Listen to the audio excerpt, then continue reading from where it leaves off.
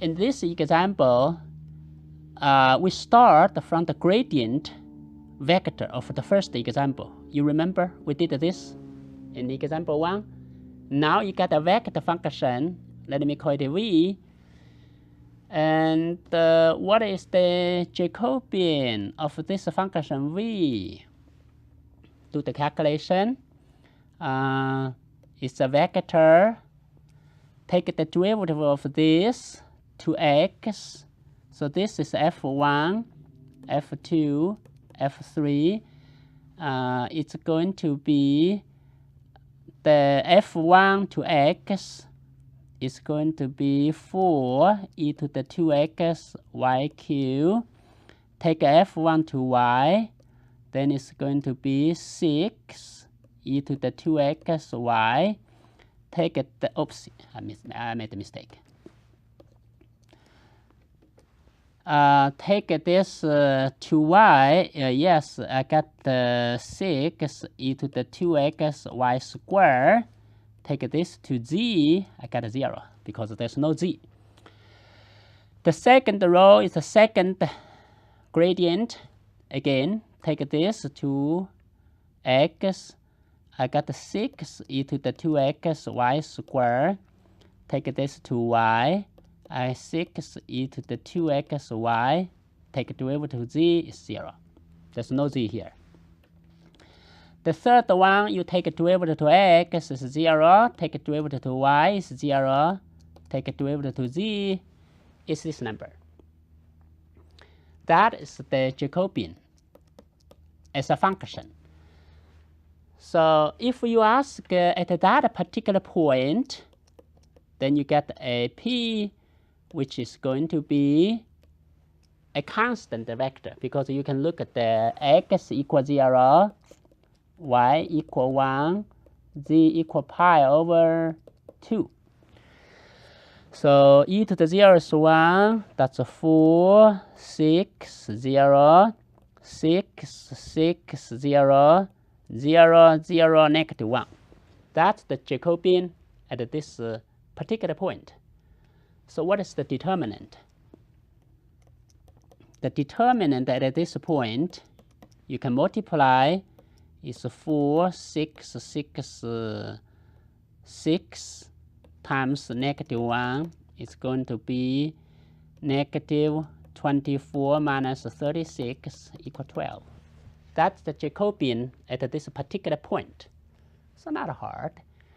But you are talking about a derivative to the 3 to 3 function. Again, the same concept of derivatives.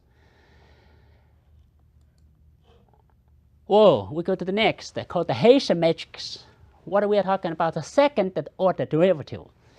I have a single valued multivariable function. If I consider the second derivative of the function, then this matrix is called the Hessian matrix. So the first row, you take the second derivative to x, x to y, x to z. Second row, take first to derivative to x, then take to y, y, z. And then the last one, take the derivative to x, then to z, to y, to z, to z, to z. That's the second derivative. We call it the Hessian matrix. I need to give you an example. Okay. Find the Hessian matrix of that. So I need to take too many times the derivative. Let's get the gradient first. The gradient is fx, fy, fz. That's a shorthand. And fx, we did that before, is 2e2xy cubed. Fy is 3e2xy squared. Fz is cosine z. Then the Hessian, you take f to fxx. That means you take this to x again. That's 4e to the 2xy cubed. Next, that's fxy. Then you take this to x. or take data to y is the same. It's going to be 6xy squared. And the third one is fxz. You can take this to z, it's going to be 0. The second line is going to be fyx, and then y, take it to x. That will be 6xy squared. Second is fyy, then it's 6 e to the 2xy. The third is fyz,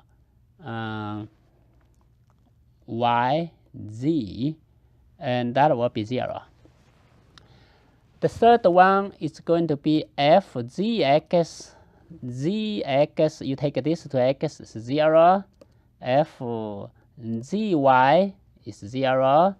fzz, you cut this is fz, take it to z again, negative sign z. That's the Hessian matrix.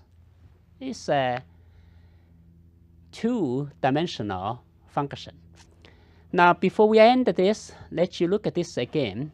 Look at that. The Jacobian here to the gradient, look one more time, 4, 6, 6, 6, 1, negative, and this is exactly the same.